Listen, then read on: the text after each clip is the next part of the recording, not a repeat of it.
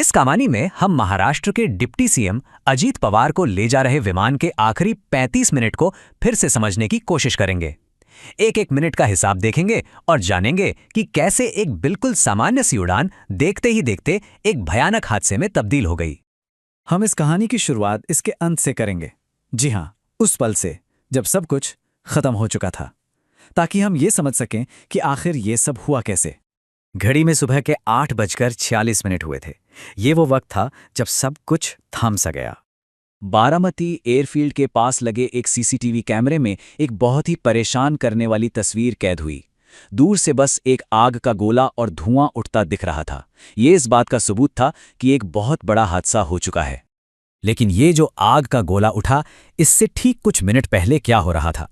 चलिए समय में थोड़ा सा पीछे चलते हैं और इस पूरी कहानी को परत दर परत समझने की कोशिश करते हैं। पता है, इस हादसे से ठीक 3 मिनट पहले जमीन पर जो एयर ट्रैफिक कंट्रोल यानी एटीसी था, उसने प्लेन को लैंड करने की हरी झंडी दे दी थी।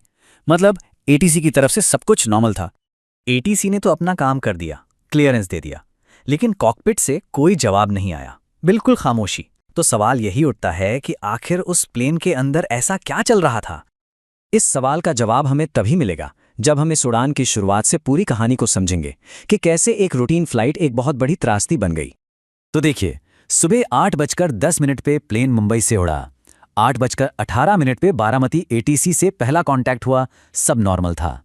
फिर 8:34 पे सिग्नल में एक छोटी सी गड़बड़ी हुई। 8:43 पे आखिरी बार संपर्क करने की कोशिश हुई और ठीक 3 मिनट बाद 8:46 पर क्रैश की खबर आ गई। सिर्फ 35 मिनट का सफर था ये। शुरुआत में तो सब कुछ ठीक ठाक लग रहा था, लेकिन जैसे जैसे प्लेन अपनी मंजिल के करीब पहुंच रहा था, मुश्किलों के पहले संकेत मिलने शुरू हो गए थे।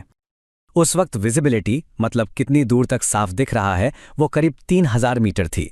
अब इसे उड़ान के लिए ठीक तो माना जाता है, लेकिन हाँ, ये थोड़ा मुश्किल भी हो सकता है। पायलट को कहा गया था कि वो अपने हिसाब से लैंड करने का फैसला लें। ऐसा लगता है कि कॉकपिट में शायद कुछ कंफ्यूजन था। देखिए, जब एटीसी ने पूछा तो पहले तो पायलट ने कहा रनवे नहीं दिख रहा है, लेकिन फिर कुछ ही सेकंड बाद उन्होंने कहा रनवे दिख रहा है। ये जो बार बार जवाब बदल रहे थे, ये इशारा कर रहे थे कि या तो हालात बहुत तेजी से बदल रहे थे या कॉकपिट में कोई उलझन थी। और हाँ, इससे पहले भी सुबह 8:34 पर प्लेन का सर्वेलाइंस सिग्नल कुछ सेकंड के लिए गायब हो गया था। हालांकि वो फौरन वापस भी आ गया, लेकिन हो सकता है ये आने वाली किसी बड़ी तकनीकी खराबी का एक छोटा सा संकेत रहा हो। तो अब हम कहानी के उस सबसे अहम और आखिरी हिस्से पर वापस आते हैं, वो आखिरी कॉल जिसका कोई जवाब नहीं मिला। सुबह के 8:43 जब प्लेन से संपर्क पूरी तरह टूट गया, तब वो अपनी मंजिल से सिर्फ 20 किलोमीटर दूर था। प्लेन 1016 मीटर की ऊंचाई पर था और उसकी रफ्तार 237 किलोमीटर प्रति घंटा थी। सोचिए, मंजिल के कितना करीब। एटीसी ने अपना आखिरी मैसेज भेजा, लैंडिंग के लिए क्लियरेंस है। ये एक बहुत ही सामान्य प्रक्रिया थी, एक रूटीन मैसेज था, लेकिन दूसरी तरफ से सिर्फ और सिर्फ सन्नाटा था। और बस उसी एक पल में वो प्लेन रडार की स्क्रीन से हमेशा हमेशा के लिए गायब हो गया। एटीसी के पास अब कोई जानकारी नहीं थी कि प्लेन आखिर है कहां और किस हाल में है। इसके बाद जो कुछ हुआ वो बारामती के पास एक छोटे से गांव में हुआ। चलिए देखते हैं कि आखिर क्रैश साइट पर क्या मिला। यह हादसा बारामती के पास गोजूबावी नाम के गांव में हुआ था। जब बचाव टीम वहां पहुंची तो पूरे इलाके में विमान का मलबा फैला हुआ था। वो प्लेन जो कुछ मिनट पहले तक आसमान में उड़ रहा था, अब टुकड़ों में जमीन पर बिखरा पड़ा था।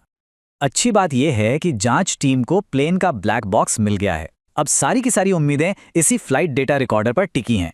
सबसे बड़ा सवाल यही है कि उन आखिरी खामोश मिनटों में कॉकपिट के अंदर आखिर हुआ क्या था? क्या इसका जवाब हमें कभी मिल पाएगा?